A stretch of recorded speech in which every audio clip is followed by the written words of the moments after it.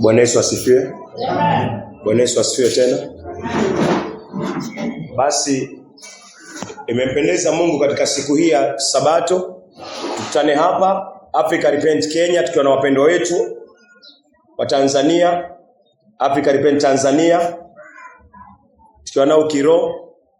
Naamini kwa rehema zake Mungu na neema zake Mungu atatufunulia kile ambacho kimesalia kwa yule ambaye bado hajampokea Kristo, na kwa yote ambaye pia yuko pale nje katika mitandaoni, ambaye anafuatilia kwa uwezo wa Mungu na rehema za Mungu, ili Mungu aweze kumuumba Kristo ndani yake kwa ukamilifu. So ujumbe huu ni wa uinjilisti, na pia zaidi ya yote ni kwa wale ambao ni watakatifu ambao wameokolewa tayari, wapate pia kupambanua ni katika jinsi gani pia maisha yao aidha yanasonga mbele vyema, ama maisha yao yako na kupuuzia ama kususia katika njia zingine zozote zile. So kabla tuanze, ni vyema tuombe, tuombe alafu neno la Bwana liendelee. Mungu wa Abraham, Mungu wa Isaka, Mungu wa Yakobo, sifa na utukufu ni zako Bwana. Juu yako hakuna mwingine isipokuwa ni wewe, mtakatifu wa Israeli, na mwanae aliyekaa mkono wa kuume wako ambaye ni Yesu Kristo Bwana. Wewe ndio unayestahili kupewa sifa, wewe ndio unayestahili kuabudiwa, wewe ndio unayestahili kuitwa Mungu. Maana wewe ni mwanzo tena ndio mwisho Bwana. Maana wewe ndio muumbaji wa kila kinachoishi, vile vinavyoonekana na vile ambavyo havionekani, vyote venye pumzi Bwana vilitokana na wewe Yesu Kristo. Mungu, asante kwa sababu umetupatia rehema na neema ya kuwa mahali hapa Bwana. Mungu, naomba kupitia neno lako Bwana, kwa wapendwa tuliowapenda na tunaowapenda katika mioyo yetu Bwana, ndani ya Kristo Yesu, Abraham Mabanda na Wilfrida na wale wengine wote walio Tanzania, Mbeya, mtakatifu wa Israeli.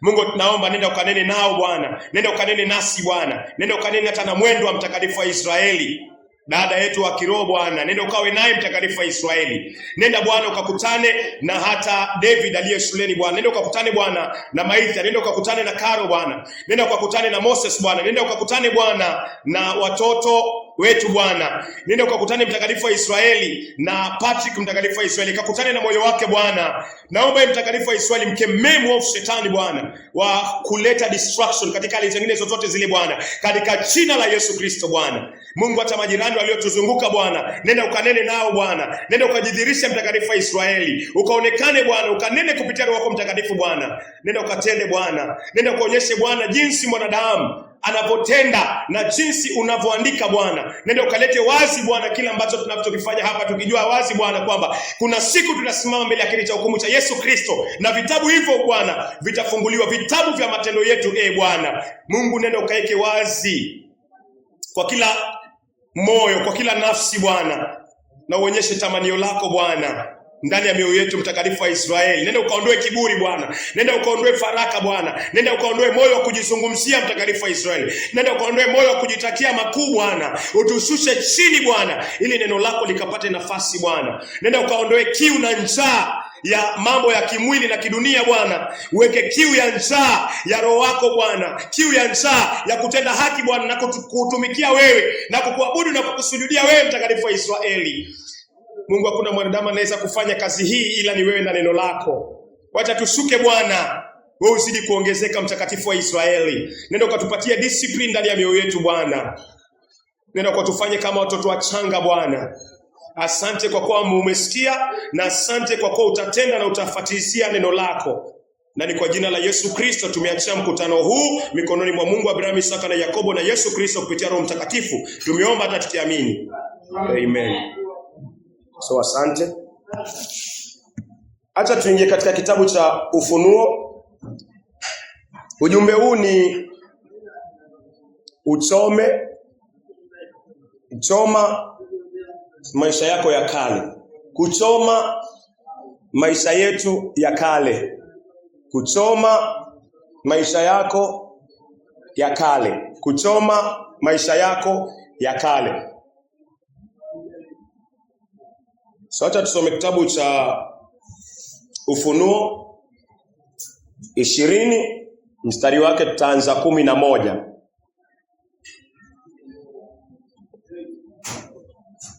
Kitabu ni cha Ufunuo 20 kuanzia mstari wa 11. Kisha nikaona kiti kikubwa cha enzi. Kisha nikaona kiti kikubwa cheupe cha enzi pamoja na yeye aliyeketi juu yake.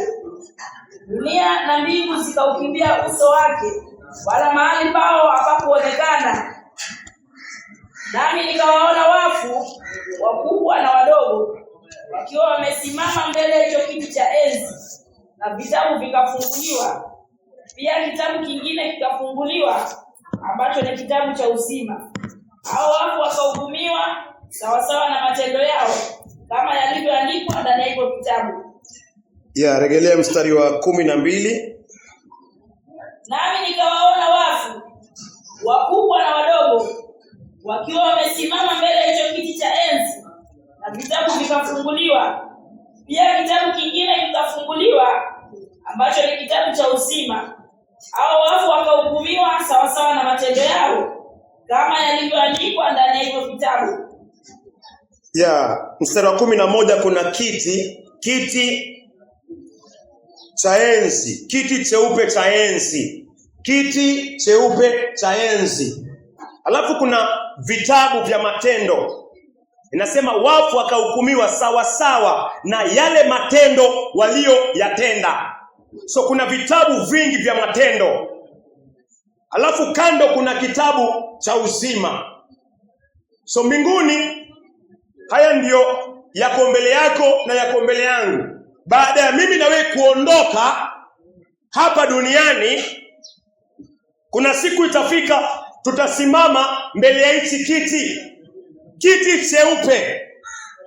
cheupe,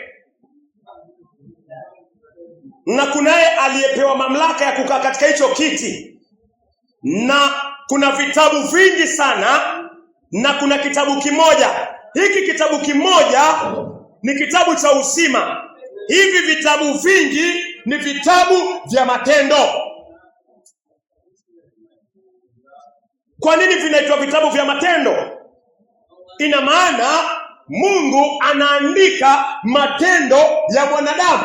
Matendo yako yanaandikwa, matendo yangu yanaandikwa. Na kuna siku mimi na wewe tutasimama mbele ya hicho kiti cha hukumu. Hicho kiti tutasimama. Alafu tukisimama kwa hicho kiti, mimi na wewe, vitabu vyako vya matendo, yale ambao umetenda duniani, yale ambao nimetenda duniani, yamekuwa yakiandikwa. Hauoni kalamu ya Mungu, lakini Mungu anaandika. Umeiba, imeandikwa. Umezini, imeandikwa. Umedanganya, imeandikwa. Ukifa katika dhambi hiyo, utaamka na Mungu atakusimamisha mbele ya kiti cheupe cha enzi. Halafu vitabu vya yale matendo karo ulitenda duniani yataanza kusomwa kwa vile vitabu. So Mungu anaongea kuhusiana na vitabu vya matendo. Kila tendo unalofanya Patrick, Mungu anaandika. Kila tendo ninalolifanya, liwe jema au liwe zuri, linaandikwa katika vitabu vya matendo. Vitabu vya matendo. Kila wazo of mwanadamu anafikiria linaandikwa chini. Wapendwa, Mungu afanyi mzaha. So inafaa niwe conscious, nijue katika dhamira kwamba tendo langu lolote, neno lako lolote linalotoka kwa kinywa chako, liwe zuri ama liwe baya, linaandikwa chini. So niangalie niendelee kuongea maovu, niangalie niendelee kuishi katika uchafu, inaandikwa. Mfano mzuri sana ni katika shule. Wale ambao kidogo wamepita shule kuna karanja, kuna prefect alikuwa, kuna monitor, msaidizi wa prefect. Shule kulikuwa na kitabu cha noise makers. Noise makers ni watu ambao wanapiga kelele, watu ambao wanasumbua darasani. Kuna karanja Mungu amemweka pale kupitia walimu aandike. Akiandika kisikia kelele sana, mwalimu akiingia tu darasani, yule karanja anachukua ile kitabu anapeleka pale mbele, anampatia mwalimu. Mwalimu kazi yake anaangalia, ama anaweza mwambia usome. Mwalimu anaangalia, anaanza kusoma majina. Moses, na ilikuwa jina lako likitajwa lazima uende pale mbele. Na kona fimbo amezishikilia, anaanza kutaja Moses, Griffin, Petro, Patrick, Morris, Ann, Caro. Sorry, tunakuja pale mbele. Listi inaendelea mpaka mwisho. Alafu anaweka kando, anakuambia shika ukuta. Anakucharaza na aungesema chochote. Angekutandika, ningetandikwa na mdomo wangu na wako ungefungwa. Kitu ingekuwa ni kulia tu na machozi. Alafu naenda kukaa. Kwa nini? Ulipokuwa ukipiga kelele, kuna mtu alikuwa anaangalia Patrick. Kuna mtu alikuwa anazungusha macho. Nilipokuwa nikipiga kelele Karo, kuna mtu alikuwa anazungusha macho darasani. Ukipiga kelele. Ilikuwa hujui, na saa zingine unaangalia, unaona anaandika, unanyamaza. Ama unaweza angalia akiandika wengine, wewe ukaangalia kumbe anaandika watu wa kelele. Wewe uko unaongea, ukatubu, ukanyamaza sasa kwa sababu umeona Karanja akiandika majina. Hivyo ndio Mungu anataka. Lakini wale ambao tu wanaishi hawajui Karanja anaandika, wanapiga kelele, wanacheza. Hawajui. Mwisho kitabu mwalimu akiingia kitabu kikifungwa kipelekwa, waite unapigwa fimbo zako. Lakini mwerevu ni nani? Mwerevu yule ambaye anajua Karanja anaandika watu wanaopiga kelele. Alafu anafunga kinywa chake.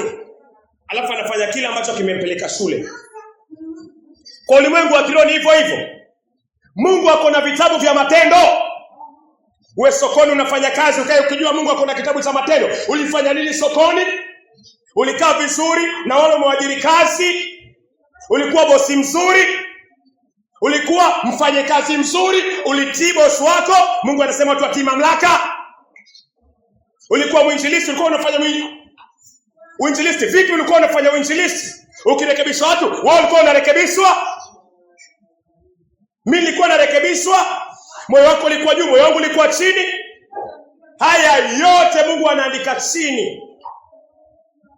Ulikuwa mchungaji, uliongoza vizuri vile ipasavyo katika kila kondoo vile ipasavyo. Nitasimama nitahukumiwa. Utasimama utahukumiwa. Ulikuwa mshirika, ulitembeaje Karo katika ushirika? Ulitembeaje? Haya yote yanaandikwa chini. Inafaa ujue hivyo Patrick. Ulikuwa mwana bodaboda, ulikaa vipi na customers? Inaandikwa. Ulikuwa mwalimu unafundisha, ulifundisha vipi? Ulikuwa muuzaji dawa, ulikuwa daktari, ulifanya mimba ngapi zitolewe, watoto wangapi wafe? Utatoa hesabu. Kila mmoja atatoa hesabu. Ulikuwa mwanafunzi, ulikaa vipi na walimu? Ulikuwa mtoto, ulikaa vipi na wazazi? Ulikuwa mzazi, ulikaa vipi na watoto? Haya yanaandikwa. Ulikuwa mke, ulikaa vipi na mume wako? Ulienda nje ukaleta watoto? Ulifanya uzinzi? Ulikuwa mume? Ulikuwa na mipango ya kando? Ulikuwa na wanawake visirani nje? Ulikuwa mwanamke hujaolewa, ulivunja ndoa za watu? Ulikuwa mwanamke hujaolewa, ulitapakaa, ukalala na wanaume ukalala na wanaume hata na wanawake? Ulikuwa mwanaume hujaolewa, ulilala na wanawake na wanaume? Zinaandikwa. Usifikirie Mungu atakuwa na vitabu vya matendo na asiandike. Patrick, Mungu ako na mkono, malaika ako na mikono. Kazi yao ni kuandika na kuna vitabu. Na mpendwa, kalamu inayotumika kuandika dhambi si kalamu nyingine, lakini ni kalamu ya chuma. So Mungu yuko na vitabu, tumeona vitabu vya matendo. Na acha tuangalie kalamu Mungu anayoitumia. Unaweza kusoma tafadhali Yeremia 17 mstari wake ni wa kwanza. Kitabu cha Yeremia 17 mstari wake wa kwanza. Dhambi ya Yuda imechorwa kwa kalamu ya chuma. Dhambi ya Yuda imechorwa. Mungu anasema dhambi ya Yuda. Yuda ni kabila. Yuda ni watu. Yuda ni kabila ambao Yesu Kristo alikuja duniani kupitia kabila la Yuda. Imeandikwa kwa ncha ya almasi. Mungu anasema dhambi ya Yuda. Dhambi ya Yuda. Ukoo ambao Yesu Kristo alipitia. Huo ukoo ambao Yesu Kristo alizaliwa, dhambi yao imeandikwa kwa kalamu ya chuma ya almasi. Sasa si zaidi dhambi ya wale ambao hawajatoka kwa ukoo wa Yesu Kristo imeandikwa mara ngapi? Huu ni ukoo mtakatifu, na Mungu anasema dhambi yao imeandikwa kwa kalamu ya chuma. Sasa watu wa mataifa, dhambi zao zimeandikwa vipi? Yako na yangu imeandikwaje? Kama ukoo mtakatifu dhambi zao zimeandikwa kwa kalamu ya chuma, je, watu wa mataifa ambao Yesu hakuja hata kwa sababu yao kwa mara ya kwanza? Inafai kunyenyekeze, inafai ujue kwamba yaliyoandikwa katika vitabu vya matendo yako na yangu hayafai na hayastahili. Kalamu ni ya chuma. Sayanza tena tafadhali. Dhambi ya Yuda imechorwa kwa kalamu ya chuma, imeandikwa kwa ncha ya almasi kwenye vibao vya mioyo yao na kwenye pembe za madhabahu zao. Gilia mara ya mwisho tafadhali. Dhambi ya Yuda imechorwa kwa kalamu ya chuma. Mungu anasema dhambi ya Yuda imechorwa. Dhambi ya mwanadamu imechorwa kwa kalamu ya chuma. Kwa nini kalamu ya chuma? Chuma ni medali ambayo iko na nguvu kabisa. Chuma, metal. Si hii kama yako na yangu inaweza kuvunjika. Chuma ni iko na nguvu. Biblia ya Kimombo inasema iron. Iron ni katika zile strongest metal. Iron ni ile ngumu kabisa. Ni kama zile pasi za zamani, zile za zamani. Iron. So Mungu anasema kuna kalamu ya iron, kalamu ya chuma, imeandika dhambi zako na dhambi zangu. Endelea. Dhambi ya Yuda imechorwa kwa kalamu ya chuma, imeandikwa kwa ncha ya almasi. Chuma ni hii. Ncha ni hii point. Hii ya kuandika ni incha. Hiyo ndogo, incha ya diamond. Diamond ndio the strongest metal. Diamond, almasi. Hiyo ndio ile ina ya nguvu yani kabisa. Ukitengeza silaha na diamond, hiyo ni ile metal ya nguvu kabisa. So Mungu anasema kalamu yake ni ya chuma, kalamu. Alafu hiyo ya kuandika, hiyo point ya kuandika ni ile ya nguvu kabisa. Yaani Mungu akiandika umezini, ina maana inaacha kama mchoro, mgwaruzo. Hawezi kufuta kwa machozi. Hawezi kufuta kwa chochote kile. Manake imeacha mchoro, imegwaruza, imeacha mchoro.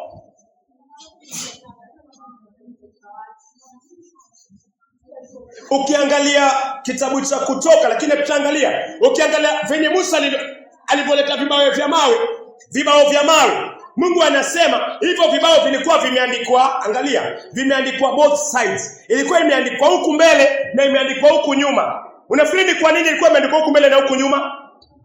Mungu akiandika anagwaruza kiasi kwamba huku mbele inaonekana na huku nyuma pia inaonekana. Andiki huku alafu arudi kuandike. Akiandika usizini, imeandikwa mbele na ukiwa kule nyuma unaiona, kwa sababu amegwaruza kutoka mbele na mpaka kwenda nyuma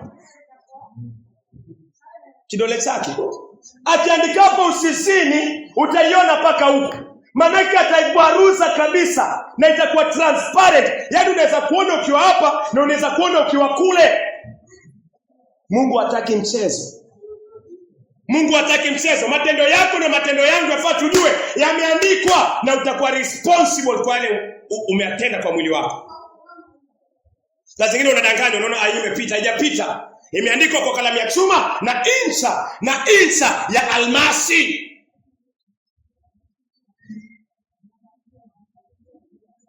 Umeimaliza? Dhambi ya Yuda imechorwa kwa kalamu ya chuma, imeandikwa kwa ncha ya almasi kwenye vibao vya mioyo yao na kwenye pembe za madhabahu zao. Imeandikwa hapa kwa vibao vya moyo, imechorwa hapa kwa moyo na pia kwa pembe ya madhabahu. Pembe ya madhabahu ni ile ambao sadaka za kuteketezwa zinawekwa, alafu inateketezwa. Ilikuwa na pembe 4. Mahali pia udi na uvumba zinateketezwa.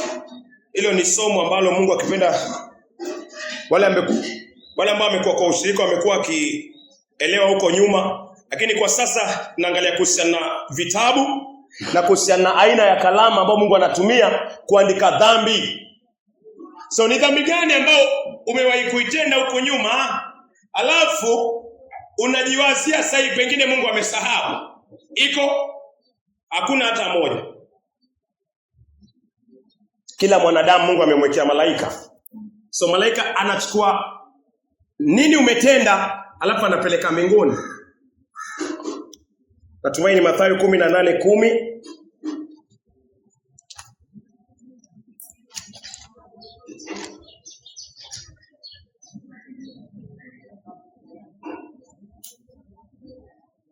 Mathayo 18:10.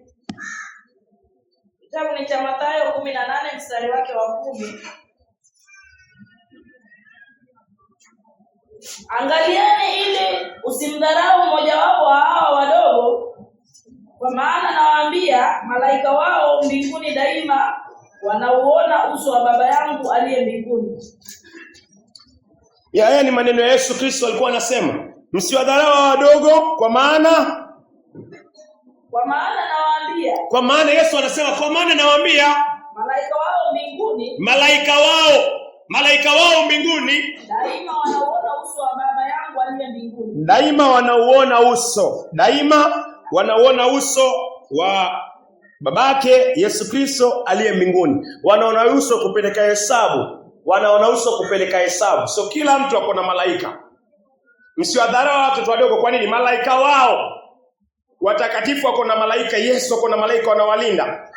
Na wewe pia usifikirie kwamba mimi hata siokolewa pengine sina malaika. Kuna mtu anachukua hesabu yako akipeleka mbele ya Mungu ikiandikwa. So hawezi epa na siwezi epa. Hawezi kuepa kile kitu ambacho ulikifanya kwa giza. Kuna malaika alikuwa hapo anaangalia, amefanya hivi, amezini na bibi wenyewe, malaika ameenda mpaka mbinguni, amepeana ripoti yako, huyu mtu amezini. Alafu unapoendelea kwa uovu, ukiambiwa ugeuke usi, unaendelea na tabia moja, malaika tu anapeleka. Mtu mmoja tu amezini, anaenda tena ameua, anaenda tena ametoa mimba, anaenda tena ametukana, anaenda. Mungu anasema imetosha. Huyu mtu anatumia pumzi yangu bure, anatumia dhamira zangu za bure. Mungu anatoa dhamira. Anahubiriwa, moyo wake unakuwa mgumu. Anaishi maisha maovu, mwisho siku Mungu anamweka jehanamu. Kwa nini? Ripoti mbaya zako na zangu zinafika mbinguni kila siku. Malaika anapeleka ripoti gani mbinguni? Karo yako. Ripoti yako gani inapelekwa mbinguni? Ili iandikwe. Kwa sababu ukifanya mema, kuna mtu katika Matendo ya Mitume 10:1 alikuwa anaitwa Kornelio, alikuwa anafanya mema na mema yake yalikuwa yanaandikwa. Alikuwa anaishi maisha ya toba, alikuwa hajapata Kristo, lakini alikuwa anageuka kutoka kwa uovu. Habari zake, maombi yake alikuwa anafika mbinguni, na yakafika mbinguni mema yake kwa uwezo wa Mungu, na Mungu akaona moyo wake uko katika toba na unatafuta kujua kweli. Mungu akamtumia malaika Kornelio akatumia malaika kutoka mbinguni. Mungu alijuaje? Malaika alimwambia, sadaka zako zimefika mbinguni, zimeenda kama kumbukumbu. So mema yanafika na mabaya yanafika. Kama mema yanafika, mabaya yatakosa kufika. Mungu anataka tuondoe upuuzaji. Tujue kuna nini inaendelea kati ya ile mbingu ya tatu na hapa chini. Ujue kuna malaika ambao waoni, na kuna vitabu na kuna kalamu, na malaika anachukua information kila siku yao. Umetukana, inaandikwa. Alitubu hakutubu, hakugeuka, aliendelea na hiyo tabia. So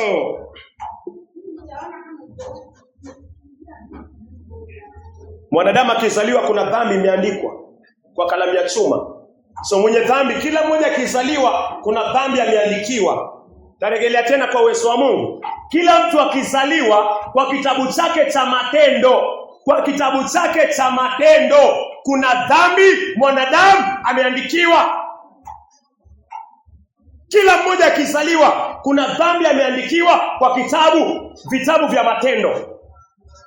Manake kila mmoja anazaliwa katika dhambi. Hiyo dhambi imeandikwa. So kila mmoja akija duniani kuna kitabu chake cha matendo, na tendo la kwanza ametenda ni anaandikiwa amevunja amri ya Mungu.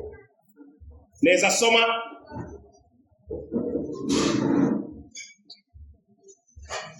Zaburi 51 mstari wa 5.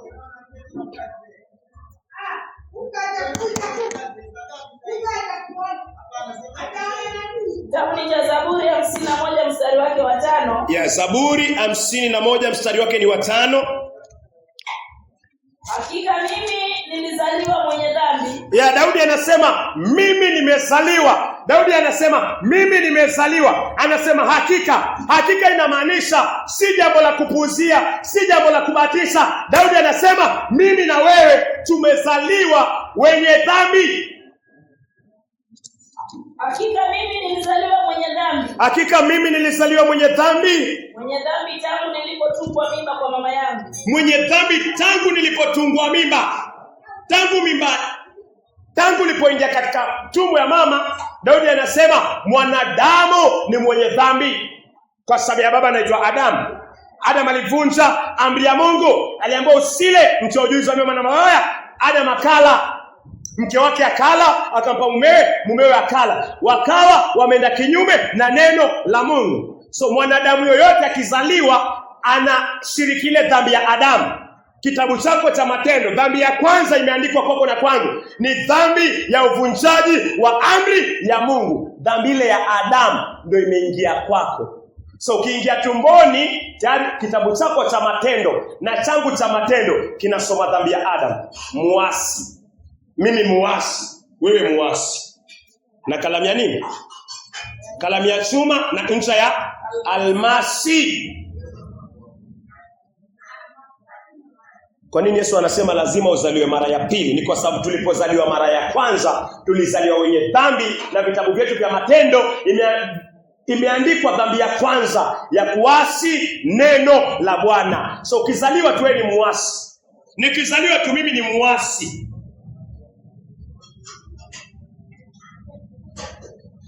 Alafu maovu sasa, baada ya kupokea dhambi, maovu ambayo yameandikwa katika vitabu vyako na vitabu vyangu vya Matendo. Marko 7 mstari wake ni wa 12, sama ni 21. Marko 7:21. Kitabu cha Marko 7 mstari wake wa 21. Kwa maana kutoka ndani ya moyo wa mtu, Mungu anasema kutoka ndani ya moyo wa mtu kutoka mawazo mabaya. Kwa sababu dhambi imeingia kwa moyo wako na wangu kupitia baba anaitwa Adam, na Mungu ameiandika kwa vitabu vyetu vya Matendo. Mungu anasema katika huo moyo mwenye dhambi kuna mambo yanatoka. Kuna matunda yanatoka katika moyo huo. Na ni gani? Mawazo mabaya. Mawazo mabaya. Kila saa unawaza maovu. Kila wakati unawaza mawazo mabaya yanaandikwa. Mawazo mabaya. Haya ni yale wewe unatenda. Haya ni yale mimi natenda. Tayari kuna dhambi imeandikwa namba 1, dhambi ya Adam. Alafu kuna yale ambao wewe na mimi tunayafanya. Mawazo mabaya. Uasherati si Adam anaenda kufanya, ni wewe unafanya. Wewe ndio unaenda kuchukuana, mimi ndio naenda kuchukuana, tunatenda. Hilo tendo la uasherati ukilifanya inaandikwa. Ukilala na mwanamke ambaye hujaoana naye, ukiruka kwa mwanamke mwingine ama mwanaume nje ya ndoa, inaandikwa. Leo ukilala na mwanamke usifikirie itaishia pale guest, itaandikwa. Unasema hakuna mtu ametuona, unajidanganya nani? Imeandikwa kwa kalamu ya chuma. Dhambi ya kwanza ni umerithi, dhambi ya pili ni ile wewe unatenda na mimi ninatenda. Dhambi inaitwa dhambi ya mwili. Usherati, kuangalia pornografia. Mungu hataki.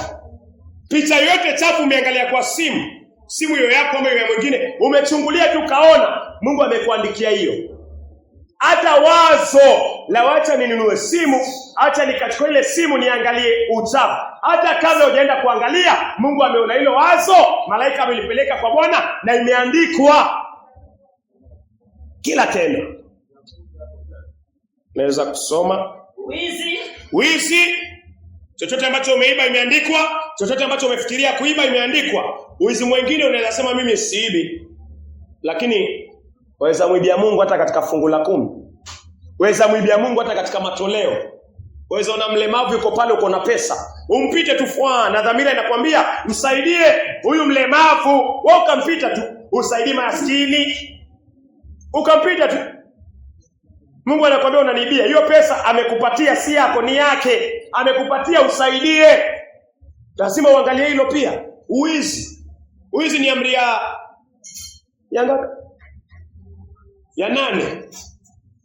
Usiibe, usishuhudie jirani yako uongo, usitamani. Ya 8, usiibe. Umemwibia Mungu mara ngapi? Aidha katika matoleo, kusaidia wale ambao wanahitaji msaada, wajane, mayatima ambao wako karibu na wewe. Ama ni mimi na wewe tu, ama ni mimi na tumbo langu tu, ama ni mimi tu, mimi. Mungu anakuambia unanibia wewe, mwizi. Mimi pia vile vile kama sifanyi hivyo. So lazima uangalie, na inaandikwa. Na kuna wizi wa kuchukua pesa, wizi wa kuchukua mali ambayo si yako, lakini unataka uwe nayo. Hiyo Mungu anasema ni wizi. Mtu amesahau change pengine. Uko kwa biashara, ameregea karo. Ameregea, amekwambia nimeacha change yangu. Unaambia hata sikujui. Haya, sijawahi kukuona wewe. Kumbe una nia, unataka ubaki na ile pesa. Mungu anasema wewe ni mwizi. Hata kama utamshinda, lakini hautashinda kalamu ya chuma. Hauwezi shinda kalamu ya chuma, siwezi shinda kalamu ya chuma. Siwezi shinda jicho la Mungu. Karo, huwezi shinda jicho la Mungu. Fatika, tuwezi shinda macho ya Mungu. Yanaona mbali sana. Niwe mkweli, nigeuke kutoka kwa kile kiovu, ili asiendelee kuandikwa tena mabaya. Wizi, uwaji, chuki ndani ya moyo, utoaji wa mimba ni uwaji. Useme kilikuwa katoto kadogo sana nini? Hiyo ni utoaji wa mimba, hiyo ni uwaji. Mimba ikishaingia huyo ni mtoto. Ukiitoa wewe ni muuaji. Hata kama utabaki msichana, utabaki tena msichana.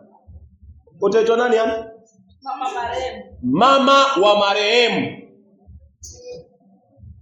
So, yafani angalie na uangalie chuki kwa moyo ni uwaji, utoaji wa nguvu za kiume, alafu naziweka chini ama naziweka kwa mipira ya kujamiana. Huo ni uwaji. Mungu anasema wauaji. Hii ni dhambi ambayo inaandikwa kwa kalamu ya chuma. Uovu unaandikwa kwa kalamu ya chuma. Mungu apendezwe na hiyo. Kuna mtu alifanya hivyo na Mungu akamua. Onan. Mwanzo 38 mstari wa 6 mpaka 10. Mungu alimua. Hiyo ni sawa na masturbation na mapunyeto. Mungu apendezwe na uchafuo. Naweza angalia next. Tamaa mbaya. Tamaa mbaya. Karo, Mungu apendezwe na tamaa. Tamaa mbaya. Tamaa ya kuwa tajiri, tamaa tu ya mwili tu, tamaa tu mbaya ya uzinzi na usherati, tamaa tu, tamaa mbaya tu ya pesa. Tunafikiria hata kusenda Mungu wako, tamaa mbaya. Tamaa mbaya. Nataka niwe na hii, niwe na hii, niwe na hii. Hautosheki na vile ambazo Mungu amekupatia. Yesu anakuambia ukipata mavazi, ukipata kula, hayo mengine Mungu atakupatia. Tafuta ufalme kwanza, mengine yote utajaziliwa. Tamaa. Jihadhari na tamaa mbaya. Natembea kwa mguu, nasema badala wa baiskeli. Wa baiskeli uko kwa baiskeli, amepata badala ya shukuru Mungu. Anasema ningepata ile pikipiki. Wa pikipiki badala ya shukuru Mungu yuko na pikipiki, anaangalia ile gari. Sasa inakuwa watu wako na tamaa tu. Wewe ambaye anatembea na mguu anafaa kushukuru Mungu, kwa sababu kuna mtu hawezi tembea. Mlemavu anatembea na magongo. Wewe uko na miguu, bali ushukuru. Shukuru kwanza kwa hiyo miguu umepewa. Kwanza kutamani gari, kutamani pikipiki. Na miguu iko nayo hapa.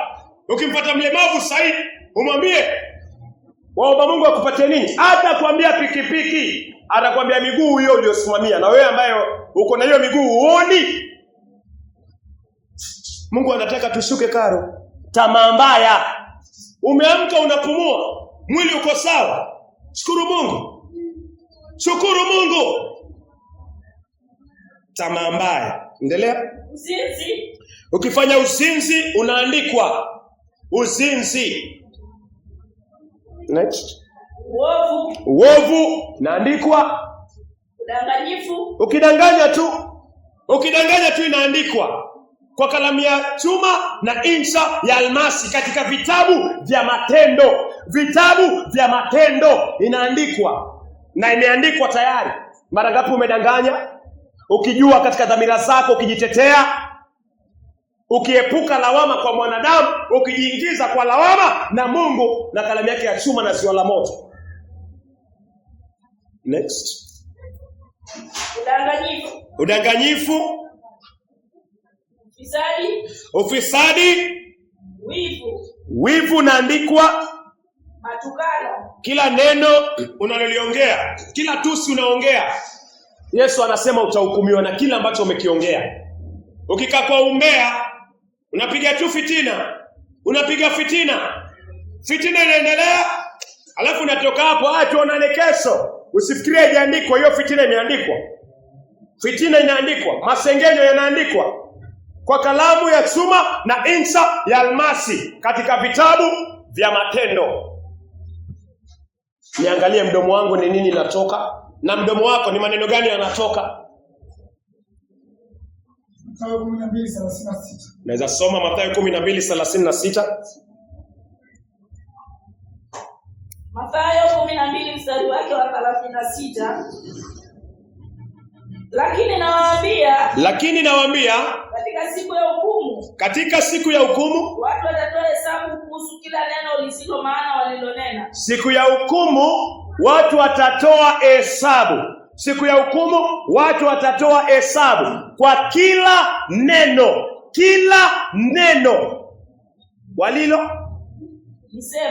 walilolisema. Mungu anasema kila neno lilolisema utatoa hesabu. Mimi kila neno nililolisema nitatoa hesabu. Chunguza ni maneno gani umesema. Chunguza ni nini imejaza kitabu cha Mungu cha matendo, kile ambacho anaandika kwa ajili yako na kwa ajili yangu. Je, ni kizuri? Kama ni kibaya, Mungu anataka moyo wako usukumwe. Moyo wangu usukumwe. Nijue Mungu, rekodi yangu mbele zako kabla sijasimama katika kiti cheupe cha hukumu cha Yesu Kristo. Mungu, nipatane na wewe. Maneno nimeyasema si mazuri, nifanye nini? Maisha ambayo umeishi si mazuri, ufanye nini? Uendelee kuzubaa mpaka mauti kufikie? Na imeandikwa kwa kalamu ya kalamu ya chuma na insa ya almasi. Mungu anataka upatane naye kwa ukamilifu na kwa moyo wako wote. Ukisimama katika kiti cha hukumu cheupe, umesimama ukiwa na ujasiri, unaimba tenzi, ni salama rohoni mwangu. Kama Paulo akitoka duniani anasema, nimepigana vita vizuri na nimemaliza mbio nilizowekewa mbele zake na Bwana. Alisema nimemaliza mbio zangu safi kabisa, bila lawama kwa mtu yoyote. Maisha yako yanaonekana hivyo, yangu yanaonekana hivyo, maisha yako yanaonekana hivyo. Kama kuna watu wanakulaumu duniani, usifikirie mbinguni ni salama. Mbinguni si salama. Kama duniani kuna watu wanalalamika kwa uhusiano na wewe, usifikirie mbinguni watu wanaongea mazuri kuhusiana na wewe. Manake kama kipimo cha mwanadamu kimekushinda, cha Mungu kiasi. Shuka. Mungu anataka ushuke. Mungu anataka nishuke kiasi ya kwamba dhamira yangu ndani na neno la Mungu na Roho Mtakatifu kupitia neno linakwambia uko sawa, yani ni salama. Na itaanzia wapi? Itaanza na yule ambaye unakaa naye.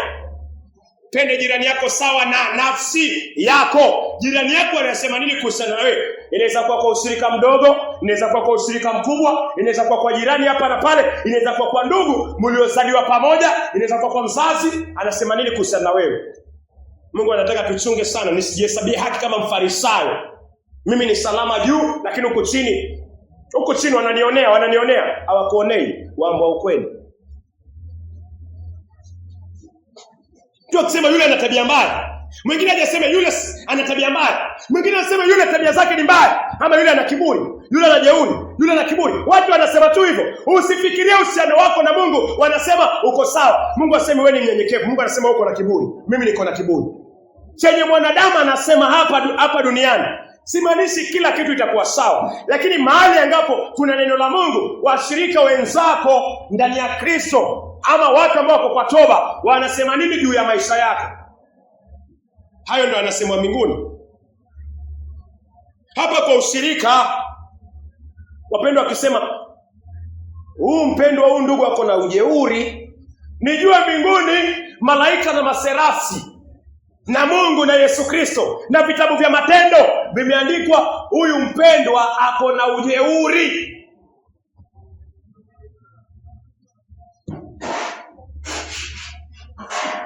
Ukijihukumu hautahukumiwa. Utajihukumu vipi? Kwa kuona uovu wako kwanza na kujua haya yameandikwa mbele za Mungu katika vitabu vya matendo yako kwa kalamu ya chuma na insa ya almasi. Na Mungu kweli, sina raba au na raba ya kufuta. Sina raba ya kufuta. Saidia na damu ya Yesu Kristo, nihurumie. Kutoka kwa moyo wako. Kutoka kwa moyo wako. So tumeona Mungu ako na vitabu, tumeona Mungu ako na kalamu. Na tukaona ni dhambi gani imeandikwa. Dhambi ya kwanza ni dhambi ya Adam, sote tumeandikiwa. Na ina maana sote tunafaa tuingie jehanamu. Maovu ya pili ni yale mimi na wewe tumetenda. Maovu ya pili ni yale tumetenda sisi wenyewe personal. Hayo pia yameandikwa katika vitabu vya matendo Patrick. So acha tuangalie kitabu cha Malaki 3:16. Mungu ako na kitabu cha kumbukumbu, inaitwa A Book of Remembrance. Ukifanya mema yanaandikwa. Ukifanya mabaya yanaandikwa. Mungu ako na A Book of Remembrance, kitabu cha kumbukumbu, yani kitabu cha kukumbuka. Kitabu cha kukumbuka. Patrick alifanya nini? Lydia alifanya nini?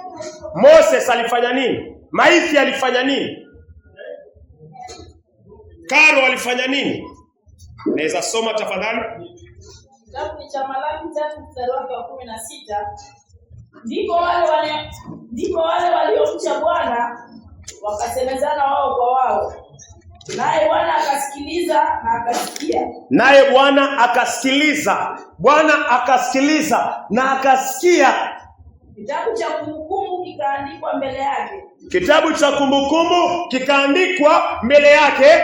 Kuhusu wale ambao walimcha Bwana na kuliheshimu jina lake. Kuhusu wale waliomcha Bwana na kuliheshimu jina lake. Rejelea tena tafadhali.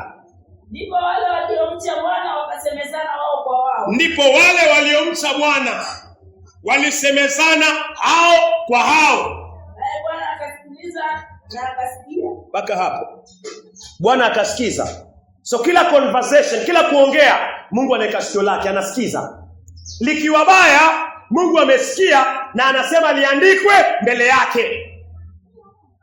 Likiwa jema, anasikia. Bwana anasikia. Alafu anasema liandikwe. Sasa zingine tunafikiri tukisengenyana ama tukiongea machafu kwa ajili ya wengine. Wewe unafikiri basi nimekuambia wewe usiseme. Na basi sitamwambia mtu yoyote, hata imeishia hapo. Usifikiri imeishia hapo. Haijawahi ishia hapo na haitawahi ishia hapo. Mungu anafanya nini kwa Malaki 3:16? Anasikiza. Alafu anasema anaamuru ili liandikwe katika kitabu cha kumbukumbu mbele zake, inaandikwa. Alafu anasema na kungoja. Ni nini umefanya kwa siri? Nini umeongea kwa siri? Unafikiri haiko sawa tu? Haiko sawa. Haijawahi kuwa sawa. Haitawahi kuwa sawa pati. Kila kitu ambacho umeongea, Mungu amesikia na imeandikwa mbele za uso wake. Anangoja kufanya nini? Anangoja kunilipa.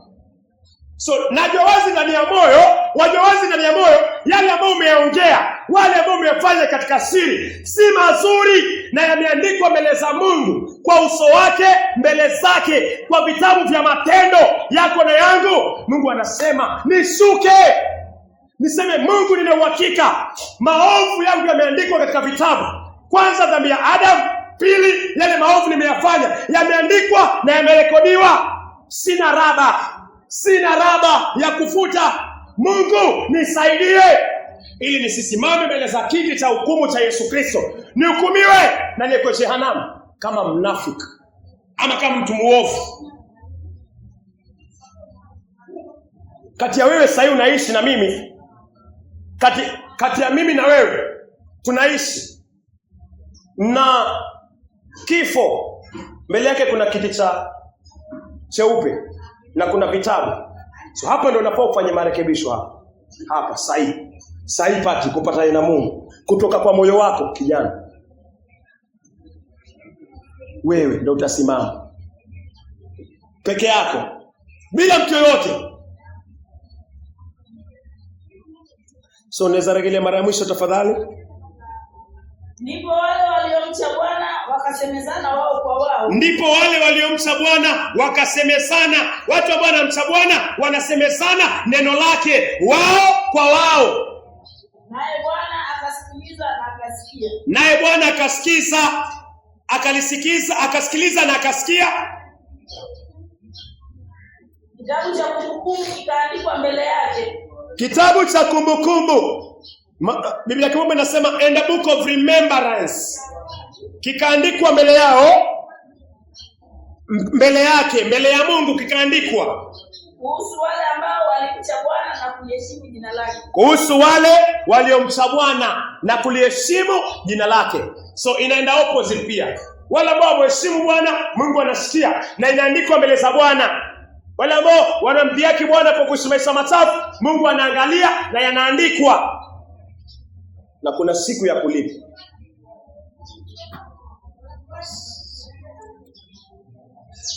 So kuna kitu ambacho Mungu anataka tufanye. Kuna watu walihubiriwa haya yote na mitume. Walifanya nini? Venye watu walifanya ndio Mungu anakuita ufanye hivyo.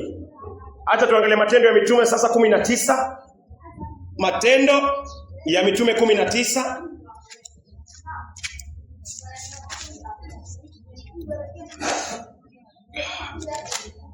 Naweza kuanza mstari wake wa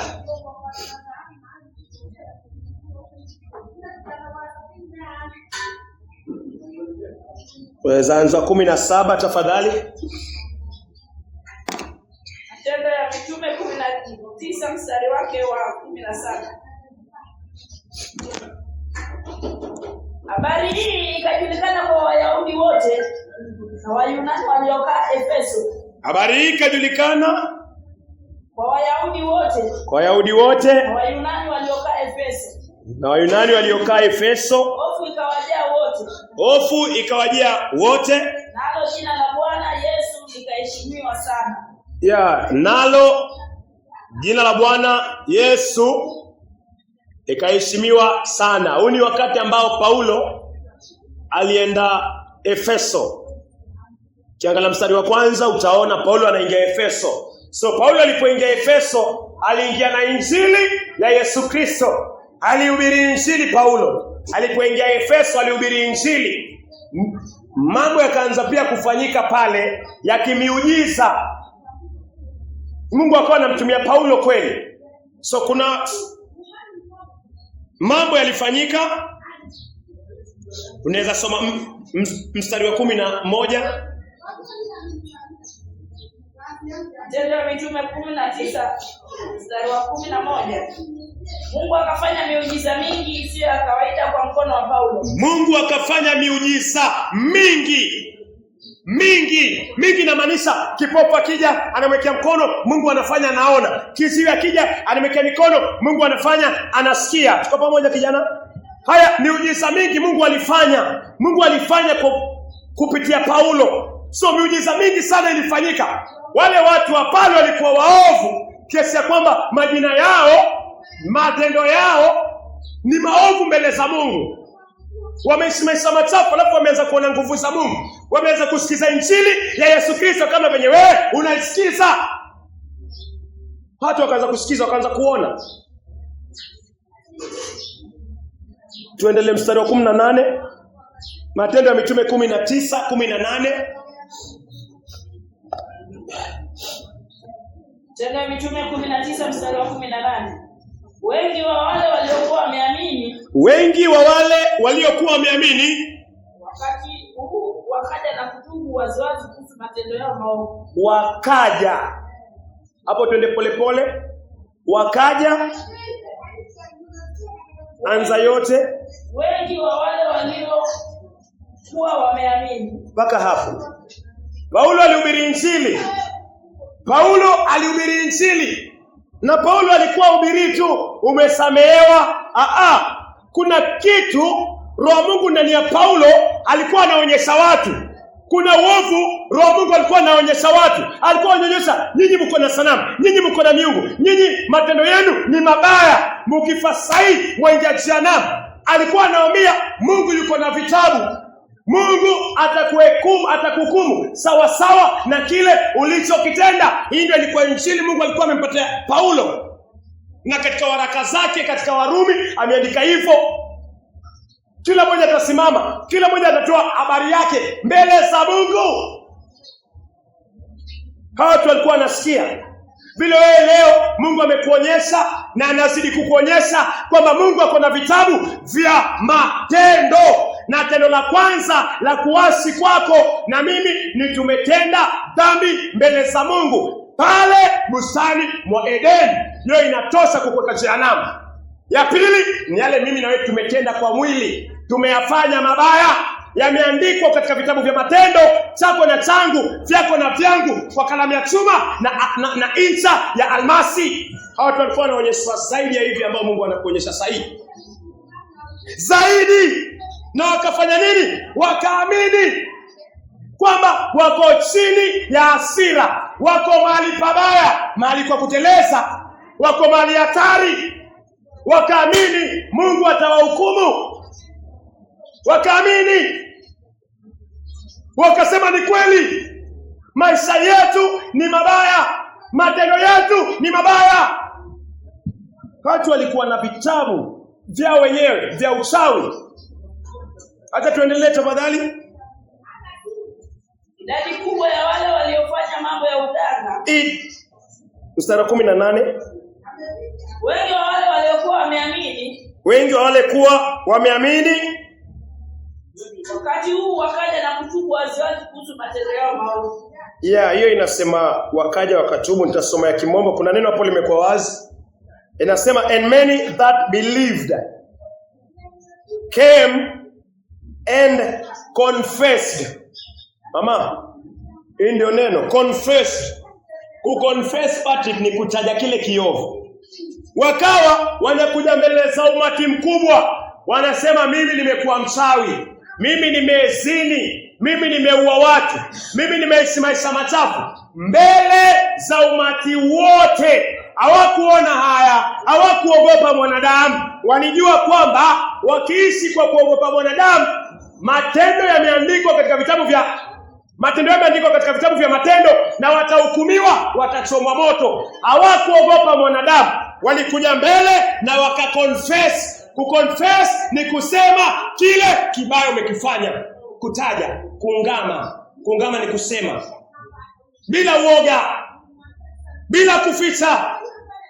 Confess and showed their deeds. Na wakaonyesha matendo yao. Wamesema maovu na wakaleta wazi. Showed their deeds, matendo yao. Mtu ambaye anaacha uovu huwa anasema na analeta wazi uovu wake. Hafichi. Ukiona unamtafuta Mungu anakuvuta kwa Yesu na unaficha maovu, joko mali hatarini. Karo, ukiona unakuja kwa neno la Bwana na bado unaficha maovu, joko mali hatarini. Hawa walikuwa wafichi maovu yao, walikuwa wanaeleka wazi. Mstari wa 19. Idadi kubwa ya wale waliofanya mambo ya uganga wakaleta vitabu vyao na kuviteketeza kwa moto hadharani. Rejelea 18. Wengi wa wale waliokuwa wameamini wakati huu wakaja na kutubu waziwazi kuhusu matendo yao maovu. Hiyo Biblia inasema kutubu. Sawa kabisa. Inasema kutubu. Kusema uovu umefanya na kutubu. Hawezi Dhambi zako haziwezi futwa kama hujazitumia mbele za Bwana. Haiwezekani, hakuna formula ya kusamehewa dhambi pasipo kutubu. Hakuna formula kama hiyo. Ni lazima ufuate vile Mungu anataka, si venye wewe ama mimi napendezwa. Lazima kuwe na toba, ndio kuwe na msamaha wa dhambi. Hao watu walikuja wakasema dhambi zao. Watu walikuwa wachawi wakubwa, walikuwa na vitabu vya kusoma kama notes venye unaandika leo. Walikuwa na vitabu, walikuwa na seminars, wanaenda kufundishwa uganga. Jinsi ya kwanza ni kuchukua ufagio, jinsi ya pili ni kufanya hivi, jinsi ya tatu ni kuchukua chumvi, kama vile ibada inaendelea tu. Jinsi ya nne chukua msumari, jinsi ya tano chukua maji, chukua vitambara, toa uzi, meza. Huu wote ni uchawi. Hata walikuwa wachawi. Walikuwa wamebobea kwa uchawi kiasi kwamba walikuwa na notes, walikuwa na vitabu vya uchawi na uganga. Wanasoma. Walikuwa na institutions, mashule. Tunaweza kusema vitabu vinatoka wapi? Na maana kuna watu walikuwa wanaandika hivyo vitabu. Na kama kuna walimu walikuwa wanaandika hivyo vitabu, inamaanisha walikuwa na shule na walikuwa na wanafunzi ambao wanasoma. Kulikuwa na shule za uchawi na uganga. Hawa watu si kama mimi na wewe, Karo. Hawa watu walikuwa wamesama kwa uganga, wamesama kwa nguvu za giza zaidi. Unafikiri vitabu vyao vya matendo vilikuwa vinasoma nini? Waganga, wachawi, wauaji wanaendelea kusoma. Kila saa Mungu alikuwa anapeleka habari. Moses, hawa ni wachawi. Mtu fulani ametoka kwa level fulani ya uchawi, kutoka nursery amekuja, ameenda primary, ametoka primary ameenda secondary, ametoka secondary ameenda university kwa uganga, kwa kusoma. Mungu alikuwa anasikiaje ndani ya moyo wako unafikiri? Mungu alikuwa anasikia uchungu. Hata walipoelezwa ukweli, walifanya nini? Walisema maovu yao na wakatubu. Kutubu ni kuacha. Ezekieli 18:30, nitawahukumu nyumba ya Israeli kila moja sawasawa na njia zake, asema Bwana Mwenyezi. Tubuni. Hivyo ndio Mungu anaambia paka majirani ambao wako karibu na sisi. Hivyo ndio Mungu anatuambia sisi. Hivyo ndio Mungu anaambia ulimwengu mzima, tubuni. Geukeni kutoka kwa makosa yenu yote. Mungu anasema geuka kutoka kwa makosa yote. Hata walifanya hivyo, walikuwa wachawi. Walisikia injili ikihubiriwa, walijiona wachawi, walijua dhambi zao zimeandikwa kwa kalamu ya kwa kalamu ya chuma iliyo na insa ya almasi, kwa vitabu vya matendo. Wakasema hatutaki kwenda kukutana na huo uchafu tumefanya kwa vitabu. Hatutaki tusomewe. Wakakiri na wakatubu. Yaani wakawacha. Kutubu ni kuwacha na kutupilia mbali. Ezekieli 18:31, Mungu anasema tupilieni mbali makosa yenu yote mulio yatenda. Tupilia mbali kila kosa ambalo umetenda. Mungu anasema hataki kuliona. Wacha, tupilia mbali. Watu walifanya hivyo. Acha turudi Matendo ya Mitume 19, unaweza endelea. Matendo ya Mitume 19. Wengi wa wale waliokuwa wameamini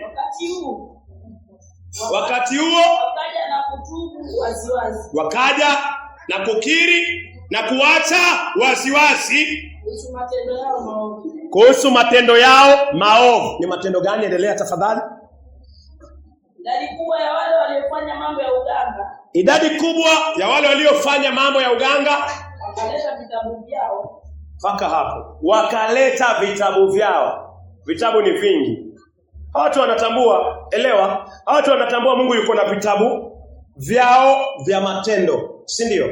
So wana vitabu hapa na wana vitabu mbinguni, na Mungu ako na vitabu mbinguni. Hapa duniani kuna vitabu wako navyo vya uchawi, na mbinguni Mungu yuko na vitabu vyao pia anavyo. Elewa hapa tafadhali, usichanganyikiwe. Hata wako na vitabu vya uchawi, na mbinguni Mungu yuko na vitabu vya matendo yao. So mbinguni matendo yao yameandikwa ni machafu na ni maovu. Sawa? Wachawi hawaingii paradiso. Uchawi umeandikwa, uchawi umeandikwa, uchawi umeandikwa kwa vitabu vya Mungu. Hapa kuna vitabu vya uchawi. Ina maana wakileta vitabu vyao vya uchawi vichomwe, Mungu mbinguni atafuta vitabu vyao vya matendo maovu. Wakichoma vitabu vyao vichafu hapa, Mungu atafuta vitabu vyao vya matendo. Ule uchafu Mungu ataufuta. Unaona vile hiko? Wakiendelea katika vitabu vya uchawi, ukiendelea katika maisha yako machafu, maisha yako ni sawa na kitabu. Mtu akifa huwa kuna kitabu kinaandikwa, si ndio? Maisha yako ni sawa na kitabu karo. Maisha yako ni sawa na kitabu. Mtu akifa huwa kuna vitabu. Huyu kiongozi amekufa juzi, kuna vitabu vitatengezwa. Alizaliwa lini? Utaona kila kitu. Hicho ni kitabu utapewa. Ukija pale kwa mazishi, unaangalia picha yake, unaangalia kitabu chako, unapoa unaangalia, unasoma, unaona maisha yake. Tuwe pamoja. So katika maisha yako uko na kitabu. Mtoto, mama Karo, uko na kitabu. Umeishi, ulizaliwa lini, uliishi vipi? Hicho ni kitabu chako. So ukiendelea kuishi maisha machafu, kitabu chako kinazidi kuwa kichafu. Kama hutakichukua, ukiliuovu, Karo, ukiliuovu, utubu, wache, uchome maisha yako, uchome kitabu chako kile cha matendo machafu. Yule mtu wa kale uchome kabisa. Uje kwa Bwana, Mungu anasema huko juu yeye pia ataharibu, atafuta kitabu chako, vitabu vyako kwa matendo maovu. Hata wakileta vitabu vyao vya uganga vya matendo yao maovu, Mungu pia anaangalia, anasikia, anangoja watubu, waamini, wachome. Mungu aseme sasa, kwa vile vitabu vyao viko wapi? Ni hivi, si ndio? Futa. Vitabu vyao pia mbinguni vinafanya nini? Vinafutwa, na tunaweza sema ni msemo huu unasema, wakichoma Mungu anachoma vitabu vyao vya matendo. Wakifuta Mungu anafuta vitabu vyao vya matendo. So kile ambacho kinaendelea hapa chini, wakiwa na vitabu, Mungu kule juu yuko pia na vitabu vyao. Wakichoma hizi vitabu vya uganga, ukichoma kitabu cha maisha yako, yale maovu na machafu, ukikichoma kwa kukiri na kutubu na kumwamini Yesu Kristo na kuachao maisha, Mungu anasema vitabu vyako vya matendo vifutwe. Ni sawa na vichomwe vyote kabisa.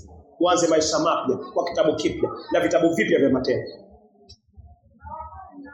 Haya ndio alikuwa anaendelea katika ulimwengu wa kiroho, Patrick. Haya ndio alikuwa ameendelea. So ni either ukipe kitabu chako, ukiweke kitabu chako cha uovu, usikikiri na kukitubu na kukichoma, Mungu anasema huko pia atahifadhi, hata kuwekea hivyo, hatafuta chochote. So Mungu anataka tufanye venye walifanya waliposikia Injili. Ufanye na maisha yako vile hawa watu walifanya. Ukiri, utubu na uache, utengwe na maisha maovu. Hii ndio inaitwa kuchoma kitabu chako. Kuchoma kitabu chako, kuchoma yako ya kale. Mimi nikifa kuna kitabu kitaandikwa. Ukija kwa mazishi mtapewa. Babangu alienda hivi juzi na kitabu kilitengezwa. Alikuwa na watoto hivi, alikuwa nao na tukapewa kitabu chake. Kitabu chako kinasema nini sasa hivi? Kitabu chako mbele za Mungu, unajua kwa dhamira zako.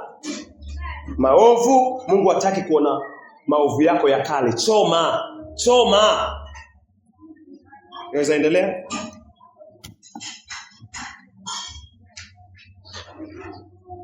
Na watu wengi katika wale waliotumia mambo ya uganga, na watu wengi kwa wale waliotumia mambo ya uganga wakakusanya vitabu vyao, wakavichoma moto mbele ya watu wote,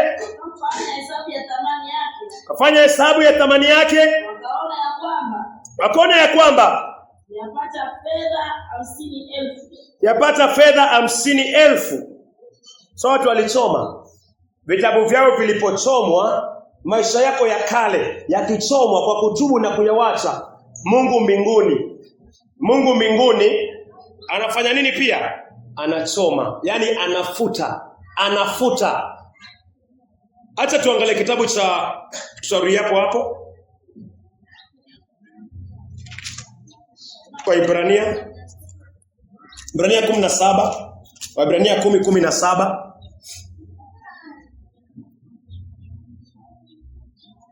Kitabu cha Ibrania 10 mstari wake wa 17.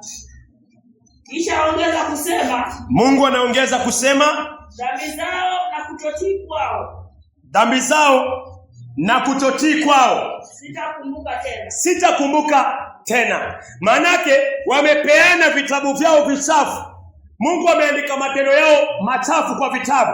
Mungu anasema dhambi zao na kutokutii kwao sitakumbuka tena, kwa sababu wamechoma duniani. Mungu anasema mbinguni nitafuta, nikitumia lugha kuchoma. Ukichoma maisha yako ya kale, Mungu anasema kwa mawazo yake, kwa vitabu vya matendo akumbuki tena. Ni sawa na vimechomwa. Mzigo uko kwako, mzigo uko kwangu. Hata walichoma vitabu vyao vya matendo, walichoma vitabu vyao vya uganga. Mungu anasema anafuta. Kama utachoma kitabu chako, Mungu atachoma chako huko mbinguni. Mungu anakuita. So ukiangalia pia, waweza rejelea tena tafadhali Ibrania 10 mstari wa 17. Kisha Mungu anaongeza kusema, dhambi zao na kutokutii kwao sitakumbuka tena. Ni kwa nini Mungu akumbuki? Wameleta vitabu vyao vya uganga mbele za watu, wamekiri na wametubu, na vimechomwa hadharani, watu wakiona.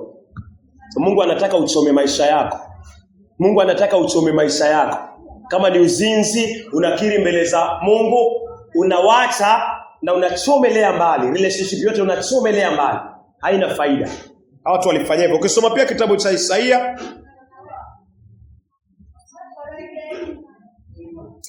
Isaia 43 mstari wa 25, Mungu anaongea kuhusiana pia kufuta. Isaia 43 mstari wake wa 25. Maandiko yanasema, mimi. Mungu anasema mimi nizifutaye dhambi zako. Anasema yeye ndo anafuta. Yeye ndo anafuta dhambi zako kwa ajili yangu mwenyewe. Kwa ajili yake mwenyewe, si kwa ajili yako sasa. Ni kwa ajili yake mwenyewe. Watu wamekiri, wameleta vitabu vya uganga, wamekuwa wameka imani yao, maisha yao katika uganga, lakini wamesema haya ni maisha yetu yote yachomwe. Mungu anasema mimi Mungu, yeye anafuta dhambi zako. Mahali ameandika kwa kalamu ya chuma, anaamuru zifutwe. Lakini lazima uone kuna kutengana. Sisi naendelea nazo. Ukiendelea nazo, hasemi zifutwe. Yeye si mnafiki, atasema hata usifute kitu. Hata wanahifadhi vitabu vyao vya uganga. Vitabu vyako vya uganga. Vitabu vyako vya uganga, vya uchawi. Unafikiri uchawi ni nini?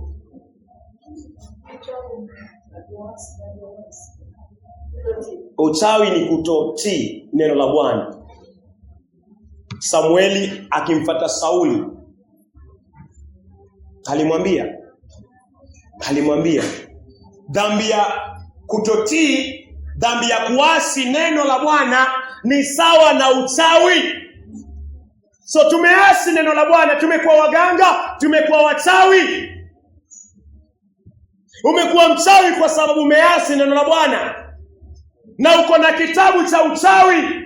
kitabu cha kuzini, kitabu cha uzinzi, kitabu cha chuki, kitabu cha faraka, kitabu cha fitina. Hicho ni kitabu. Na uchawi ni nini? Kuna uchawi ule wa nje wa kutumia mifupa na mambo mengine, na kuna uchawi wa kiroho. Hivyo ndio Mungu anasema, ukiasi neno la Bwana, ukienda kinyume na neno la Bwana, ni sawa na uchawi. Usizini, unazini, wewe ni mchawi. Kwa nini? Kwenda kinyume na neno la Bwana ni uchawi. So kuna kitabu cha uchawi, uko nacho. Kwenda kinyume na amri za Mungu ni uchawi.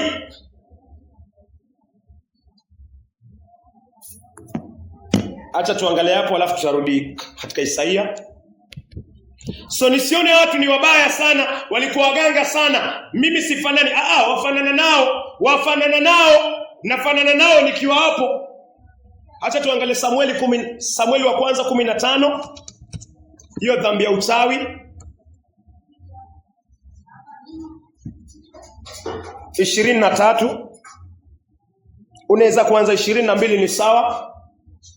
Kitabu cha Samueli wa kwanza 15 mstari wa 22.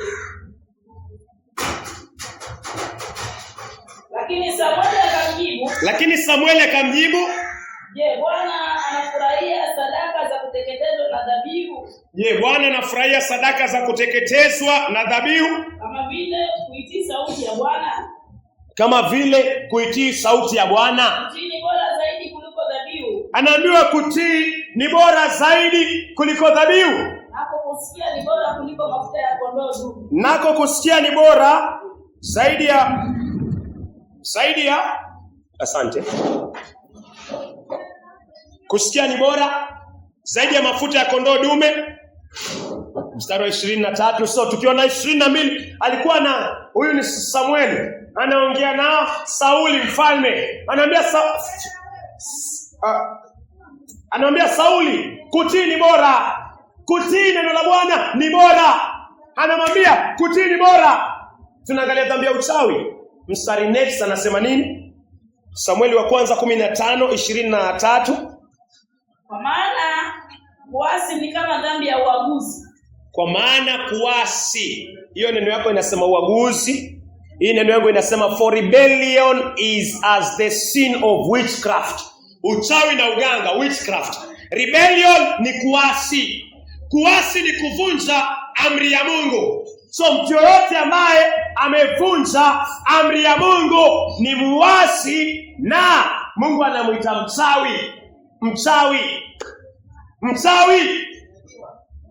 Heshimu wazazi, sijawaheshimu, Mungu ananiona kama mchawi.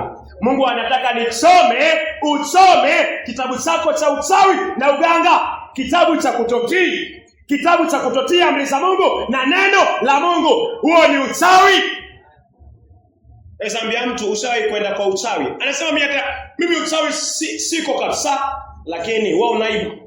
Nasema wewe unaiba kidogo, wewe unazini kidogo. Huyu mtu ni mchawi, sababu Mungu anasema kuasi ni sawa na dhambi ya uchawi, witchcraft. So kama umewadanganya na umeshimamisha uongo na hujaenda kwa mganga, Mungu anakuhesabia umedanganya na wewe ni mchawi, na ni sawa na umeenda kwa waganga. Kuasi neno la Mungu ni sawa na uchawi. Naweza kuendelea? Nao ukaidi ni kama uovu wa kuabudu sanamu. Ukaidi, hizo mbili zinaendana. Kuabudu sanamu ni sawa na kuabudu miungu mengine. Kuabudu sanamu ni sawa na kuabudu miungu mengine, Patrick. Na kuabudu miungu mengine ni sawa na uganga. So Mungu anasema hapa, kufanya moyo wako kuwa mgumu, stubbornness. Yangu inasema stubbornness is as iniquity and idolatry. Idolatry ni kuabudu sanamu. Yaani unaweza sema mimi sina misa na Maria, sitaki, na nikipata nitaivunja mbele zangu. Lakini kama uko na stubbornness, Mungu anakuambia njia ni hii, wewe unasema pana, njia ni hii. Hiyo ni stubbornness. Haina tofauti na umeingia katika dhehebu la wale wanainamia sanamu Maria, na umeiona pale ukainamia na ukaibusu. Haina tofauti. So nikienda kuhukumu wale ambao wanaabudu sanamu wanazibusu, Mungu pia ananihukumu kwa upande mwingine, kwa kufanya moyo wangu ama moyo wako kuwa mgumu, stubbornness. Kutokushuka, neno la Mungu likutawale. Mungu anaita stubbornness. So Mungu hataki iwe ndani ya moyo wako. Hawa watu walifika mwisho ya stubbornness yao, wakasema imetosha. Vitabu vyetu vya uchawi hiyo. Na Mungu kule mbinguni akasema imetosha. Kila ambacho kimeandikwa kwa kalamu ya chuma na incha ya almasi ifutwe. Kwa nini? Wamechoma. Ukichoma, Mungu anachoma. Hiyo ndio kitu Mungu anataka uelewe. Haijaisha. Kwa sababu umelikataa neno la Bwana. Kwa sababu Sauli umelikataa neno la Bwana. Haya amekukataa wewe. Kwa sababu umekataa neno lake, Mungu anasema nimekukataa. Hivyo ndio Mungu anafanya kazi. Ukikataa neno lake anasema nimekukataa pia. Na anakuita mchawi na ananiita mchawi. Mungu anatuita mchana wa leo. Mungu anakuita mchana wa leo personal inamaanisha ni wewe mwenyewe na maisha yako. Mungu anakuzungumzia, anakuambia choma maisha yako ya kale, yachome. Wachoma vipi? Kwa kutangaza kile ambacho umekifanya kinyume na mbingu, kinyume na amri zake, kinyume na utakatifu wake na haki yake. Kutangaza mbele zake, Mungu nimeasi, Mungu nimeishi maisha machafu, Mungu ya maisha siyataki tena, niondolee. Hatua ya pili ni kutubu. Kutubu ni kuacha. Alafu na kuweka imani kwa damu ya Yesu Kristo. Hiyo ndio kuchoma maisha yako ya kale. Na Mungu anafuta kule juu. Anasema dhambi zako sitazikumbuka. Isaia, ukichoma hapa duniani anachoma mbinguni. Ukifuta hapa duniani anafuta mbinguni. Isaia 43 mstari wake ni wa 25. Kitabu cha Isaia 43 mstari wake na 25.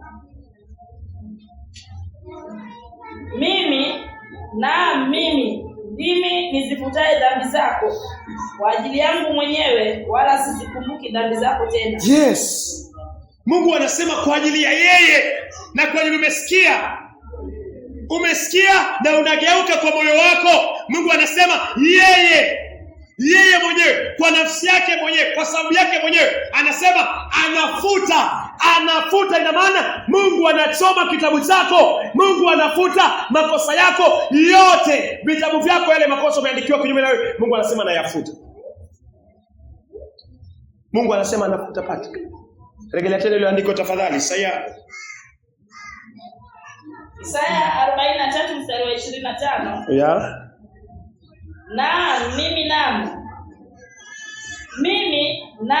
Mimi ndimi nizifutaye dhambi zako kwa ajili yangu mwenyewe, wala sizikumbuki dhambi zako tena. Angalia mara mwisho. Mimi Mungu anasema mimi. Naam.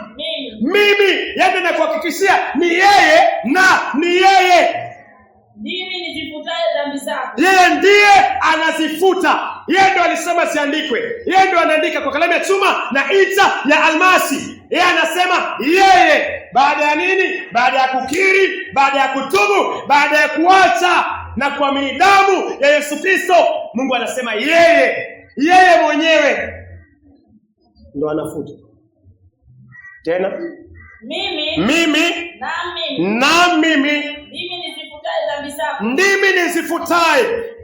ndimi nizifutaye dhambi zako kwa ajili yangu mwenyewe, kwa ajili ya nafsi yake, kwa ajili yake mwenyewe, si kwa ajili yako, si kwa ajili yangu, kwa sababu ya Mungu mwenyewe. Wala sizikumbuki dhambi zako tena. Wala sizikumbuki dhambi zako tena. Mungu akisema hivyo, unafikiri vitabu vimefanywa nini? Vitabu vyako vya matendo, ule uchafu wote ambao umeandikwa katika matendo yako yote, Mungu amefuta na amesema kumbuki tena. Unaweza kusoma pia Wakolosai 2.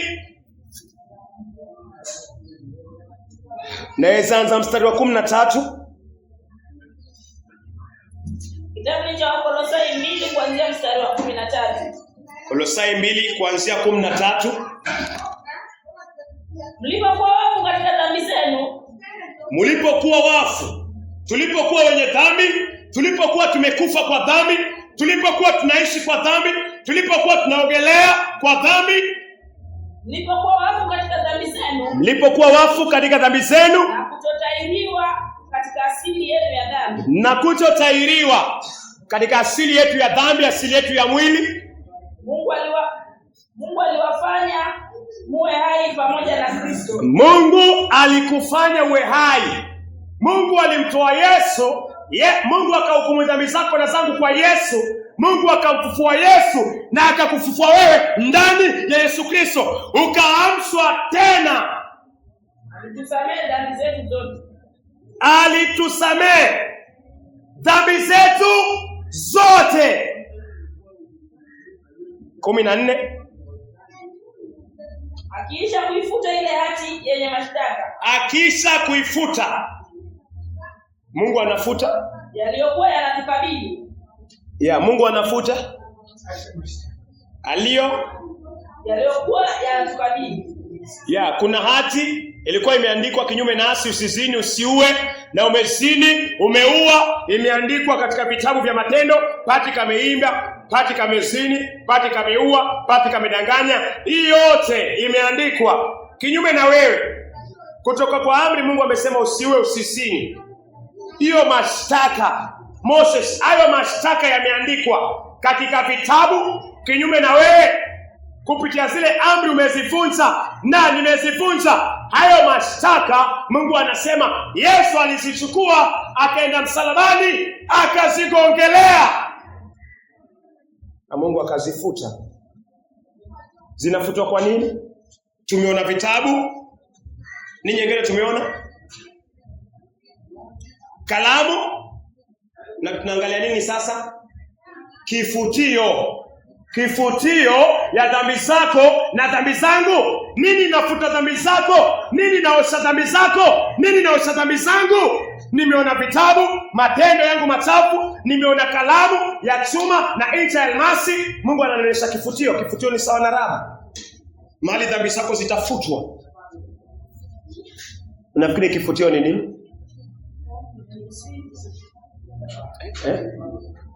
Mungu mwenyewe anafuta kupitia nini? Moses. Damu ya Yesu Kristo ndio kifutio. Damu ya Yesu Kristo ndio kifutio cha dhambi zako na dhambi zangu zote. Damu.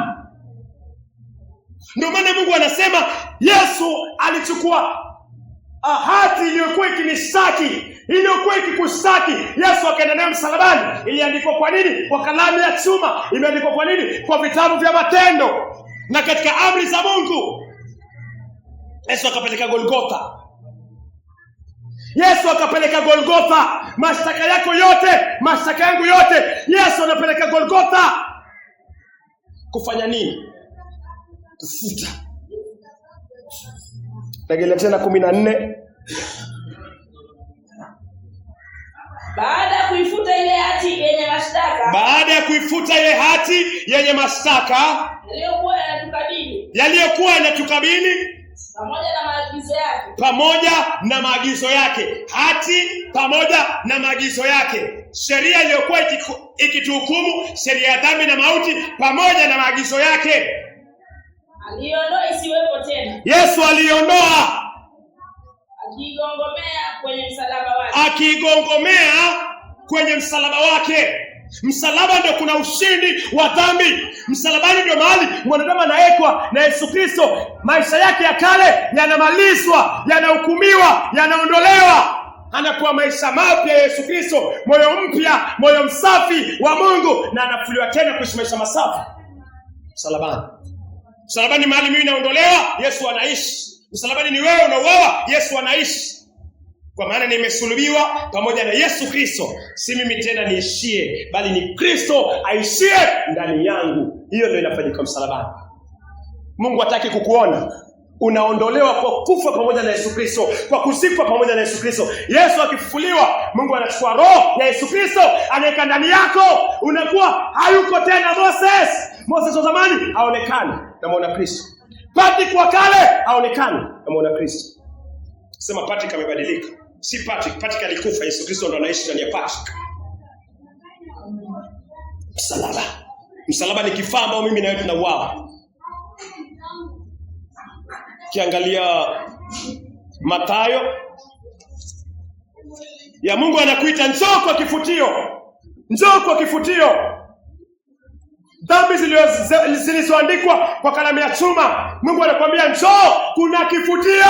Jisalimu, jiweke chini, amini damu ya Yesu Kristo na ile kazi iliyofanya, na upokee kwa moyo.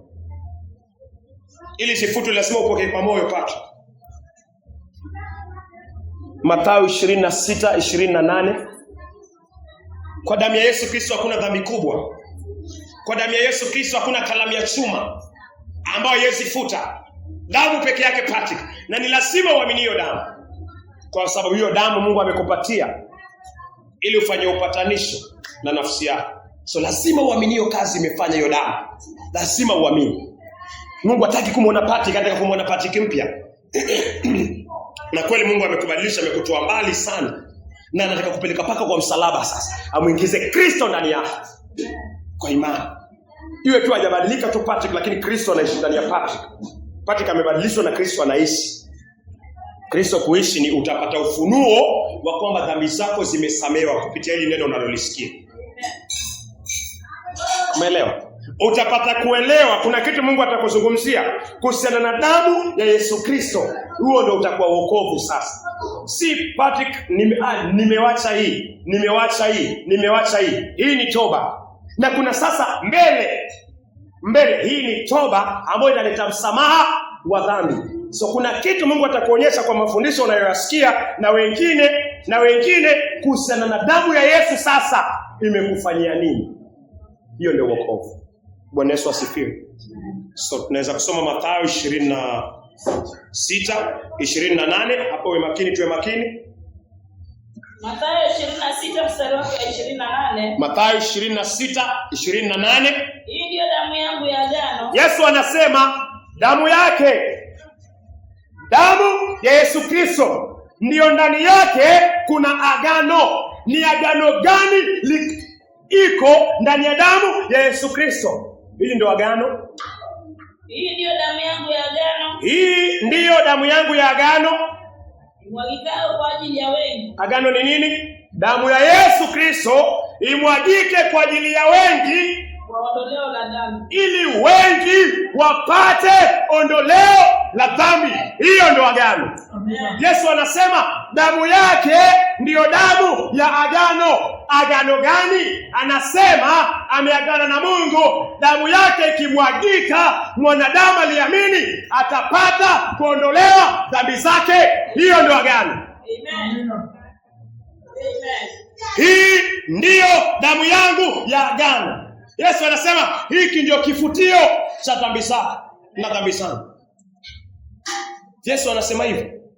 Yesu anasema na tabiri kabla ende msalabani, kabla hajamwaga hata tone la damu. Yesu alisema hii ndio damu yake ya agano. Yaani kusamehewa dhambi kwako, kusamehewa dhambi kwangu iko kwa damu ya Yesu Kristo na ni agano. Amen. Unataka dhambi zako zifutwe zilizoandikwa kwa kalamu ya chuma katika vitabu vingi? Yesu anakuambia damu yake ndio kifutio. Damu yake ndio inaosha. Vitabu vyako vya matendo vinaoshwa completely na damu ya Yesu Kristo. Mbingu iliyokoka kwa ajili ya damu ya Yesu Kristo, na neno la ushuhuda ndani ya damu ya Yesu Kristo. Mikaeli na malaika zake walishinda, mbingu ikaokoka kwa damu ya Yesu Kristo. Yesu anasema damu hiyo hiyo anaileta kwako. Na agano na Mungu ni kwamba hii damu yake ikimwagika, dhambi zako zitaondolewa. Hiyo ndio wokovu. Na si zitaondolewa tu, utakuwa huru. Kwa huru inamaanisha uko na nguvu, umeoshwa, dhambi haziko, vitabu vyako vya matendo vimefutiliwa mbali, matendo machafu yamefutwa. Mungu hakushtaki tena kwa yale umeyafanya. Huko hakuhesabii tena lolote lile ovu lilolifanya, na hataki uendelee kuyafanya. Hivyo ndio Mungu anasema. Alafu uko huru sasa, inamaanisha uko na nguvu. Uko na nguvu ya kushinda yale ya kale. Kupitia hiyo damu umekuwa huru. Tunaweza kusoma tukimalizia Ufunuo. Bado tuko kwa kazi ya Yesu, damu ya Yesu. Ufunuo 1 mstari wake ni wa 5. Tutasoma toleo 2. Toleo yako iko na Ufunuo Petro? Ufunuo 1:5 na Biblia ya Neno pia Ufunuo 1:5. Tuwe makini, tunamalizia kwa uwezo wa Roho Mtakatifu. Ufunuo 1:5. Ufunuo 1 wake ukiwa ni 5. Na kutoka kwa Yesu Kristo, ambaye ni yule shahidi mwaminifu, mzaliwa wa kwanza kutoka kwa wafu. Yesu ambaye ni mzaliwa wa kwanza kutoka kwa wafu, mtawala wa wafalme wa dunia. Mtawala. Yesu ni mtawala wa wafalme wa dunia. Kwake yeye Yesu Kristo aliyetupenda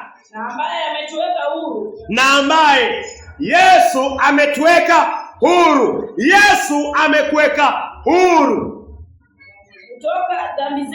kutoka dhambi zetu kwa damu yake. Yaani kwa damu ya Yesu Kristo, Yesu anasema umekuwa huru. Vile watu walileta vitabu vyao vikachomwa kabisa duniani, na Mungu mbinguni akafuta matendo yao yote karo. Yote Mungu akayateketeza, wakawa huru. Hivyo ndio Yesu Kristo anasema. Yesu anasema kwa damu yake, kwa gharama ya damu yake amekuweka huru. So dhambi zako zimeoshwa, zimetakaswa, zimefutwa mbali mbele za Mungu kwa ajili ya damu ya Yesu Kristo. So weka imani kwa damu ya Yesu Kristo. Weka imani kwa damu ya Yesu Kristo. Mbingu iliokoka inamaanisha nini? Inamaanisha mbingu ilikuwa katika dhiki. Mbingu ilikuwa katika shida kwa sababu kitu kichafu kiko pale, shetani na malaika wengi sana ambao hawezi kuhesabika. Mbingu ilikuwa chafu. Mbingu ilikuwa inahitaji wokovu kama vile mwenye dhambi anahitaji wokovu. Anasema Yesu niokoe, Yesu nisafishe. Mbingu ilikuwa inataka hiyo. Na kwa damu ya Yesu Kristo na neno la ushuhuda ndani ya damu ya Yesu Kristo, Mikaeli na malaika zake wakaweka imani kwa damu ya Yesu Kristo, wakashinda kile kiovu, kikatolewa mbinguni, mbingu ikaokoka. Mungu anasema ni hiyo damu hiyo. Mungu anataka weke imani kwamba kwa damu ya Yesu Kristo nimeoshwa, nimekuwa huru kwa yale yote, na sina wazo la kurudi huko. Huo ndio wokovu. Damu ya Yesu Kristo. Moses, damu ya Yesu Kristo. Siamini hapa, iamini na moyo wako wote. Siamini kwa kichwa, iamini kwa moyo wako wote, na utembee nayo huru. Naweza somea agano yako Petro. Ufunuo 1:5. Naam. Nasema tena zitokazo kwa Yesu Kristo, shahidi aliye mwaminifu, mzaliwa wa kwanza waliokufa, na mkuu wa wafalme wa dunia. Yesu atupendaye na kutuosha. Yesu anasema alikuosha, aliosha dhambi zako ndani ya damu yake. Dhambi zako zilichukuliwa moja baada ya nyingine, ile ya Adam na ile umeyatenda, yale maovu yote yakawekwa ndani ya damu ya Yesu Kristo. Yesu akayaosha na damu yake mwenyewe. Dhambi zako. Amina. Yesu asifiwe. Dhambi zako zikawekwa, ni sawa tuseme lete beseni, lete ile sabuni yenye nguvu, lete chiki, lete zote zenye nguvu, ziweke kwa maji hayo, leteni nguo chafu, tuiweke, tuifue na tuioshe. Yesu anasema dhambi zako ziliwekwa ndani ya damu yake. Moses, uzinzi, chuki, hasira, baraka, fitina, hizo zote zikachukuliwa zikawekwa, dhambi ya Adam ikawekwa. Yesu akasema akaziosha na damu yake mwenyewe, ili uwe huru, ili dhambi zako zifutwe. Kile kilichoandikwa na kalamu ya chuma katika vitabu, Yesu aliosha zote. Yesu alienda mpaka mbinguni na akazifuta mbele za uso wa Bwana. Tafadhali tukimalizia Waebrania, Yesu alienda mbinguni na alizifuta.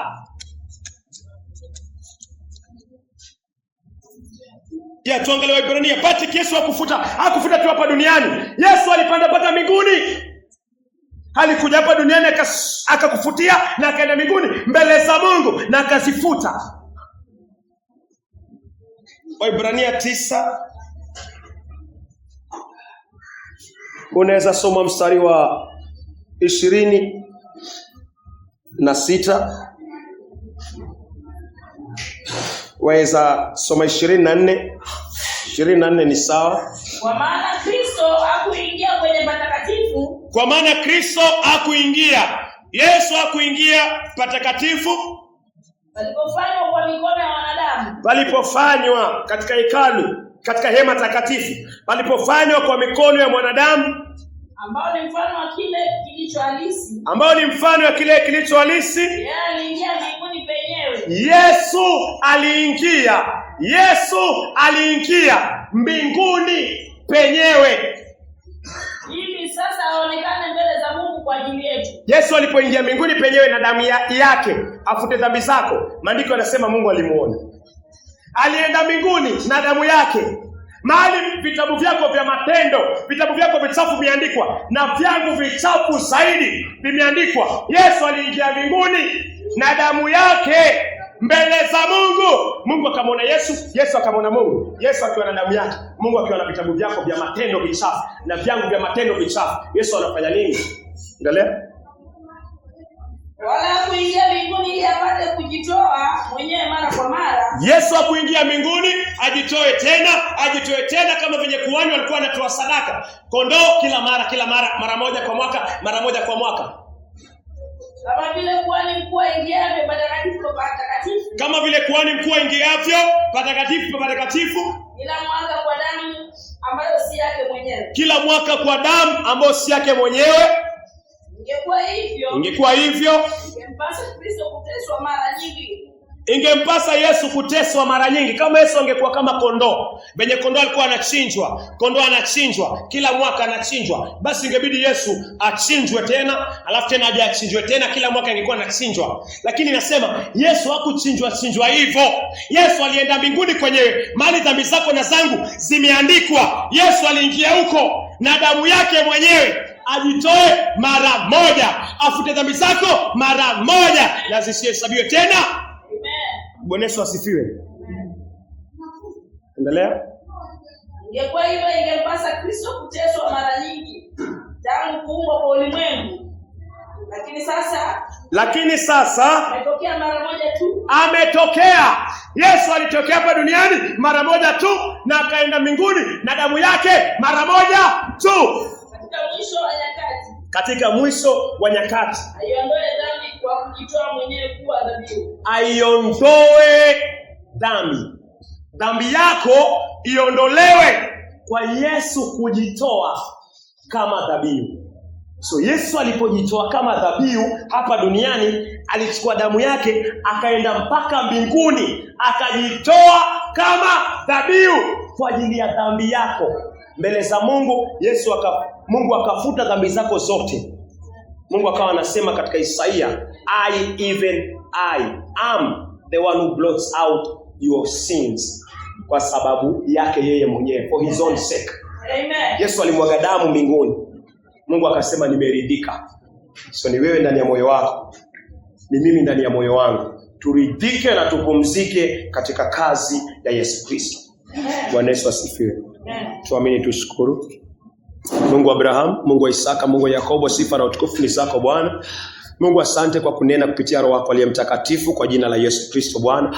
Mungu, naamini kwamba umenena na sina shaka kwamba yote ambao uliomchagua kabla kuwekwa misingi ya ulimwengu, uliompatia ufunuo wa dhambi, uliompatia ufunuo wa maovu yake Bwana, uliompatia huzuni ya kiungu, uliompatia Bwana toba, utampatia imani kwa neno lako Bwana. Mungu saidia kama vile wale walivyotambua wako kwa dhambi ya uchawi, na sisi pia tumetambua vile vile tuko katika dhambi ya uchawi. Manake dhambi ya uchawi ni sawa na dhambi ya kuasi neno lako. Tumevunja amri zako tangu kuzaliwa Bwana. Mungu, naomba kuhusiana na uovuo Bwana, tunaomba kuhusiana na dhambi hizo Bwana, na pia tumekutenda dhambi, tumetenda maovu zaidi Bwana katika maisha yetu Bwana.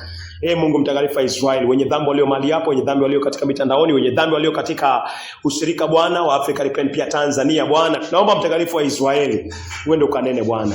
Wokovu ni kazi yako Bwana, nenda ukaokoe nafsi Bwana. Nenda ukatufanye, nenda ukawafanye wachome vitabu vyao. Na maanisha Bwana vile vitabu ambavyo mwanadamu akifa Bwana huwa vinaandikwa kuhusiana na yale walioyatenda na yale walioishi, kama walisoma. Wengine Bwana walikuwa madaktari, zote zinaandikwa. Wengine walikuwa wanasiasa, maisha yao na matendo yao Bwana yanaandikwa Bwana. Ikiwa Bwana ni onyesho la yale umetuonyesha Bwana Kama watu wa Efeso Bwana walikuwa wanavyotegemea vitabu vya uganga, walikuwa wameweka imani yao Bwana, wametekwa nyara na giza kuu mtakatifu wa Israeli la kuabudu miungu na sanamu wengine Bwana. Mungu, hatuna tofauti na hao. Lakini walipokiri Bwana, walipotubu Bwana, walipoleta vitabu vichomwe na maisha yao Bwana ya kale yakachomwa, Mungu uliwapokea Bwana. Ukalifanya kanisa takatifu la Efeso Bwana. Mungu, tunakulilia tukiwa hapa Bwana, katika mahali hapa. Naomba zaidi Bwana, utuhurumie Bwana, utupatie rehema Bwana na neema Bwana. Mungu aingize ndani Bwana, kwa Patrick Bwana, kwa Moses Bwana, kwa Lydia Bwana, kwa Faraja, na ukoe nyumba Bwana au shirika ulio Tanzania pale Bwana. Nenda Bwana ukaokoe watoto wa Maithia Bwana, kamokoe Bwana Maithia na hata mkewe Bwana. Ndio ukafanye kazi Bwana kwa Moses Bwana, ndio ukafanye kazi kwa David, ndio ukafanye kazi Bwana kwa wote waliokanyaga mahali hapa Bwana. Ndio ukafanye kazi kwa watoto wengine ambao Bwana hatujawakumbuka mtakatifu wa Israeli. Kumbuka damu ya mwanae Bwana. Kumbuka kwa ajili ya Yesu Kristo Bwana, kwa ajili ya nafsi yako Bwana, utuokoe Bwana, uturehemu Bwana. Asante kwa wale ambao umeokoa na kutufanya watakatifu kupitia kazi ya Yesu Kristo Bwana. Nasema ni asante Bwana. Asante kwa kuandika amri zako ndani ya vibao vya mioyo yetu Bwana. Mungu, asante kwa yote na hata kwa vyote. Yala tujaomba Bwana, tunashuka chini tukimwambia Kristo Yesu atuombee mbele zako Bwana. Kupitia Roho Mtakatifu tumeomba na tukiamini. Amen. Sema neema, by the grace of our Lord Jesus Christ, and the love of God, and the fellowship of the Holy Spirit be with us now and forevermore. Amen. Baba yetu, Father what in heaven, hallowed be thy name. Thy kingdom come, thy will be done on earth as it is in heaven. Give us this day our daily bread, and forgive us our sins as we forgive those who sin against us. Lead us not into temptations, but deliver us from the evil one. For thine is the kingdom, the power, and glory are yours forever and ever. Amen.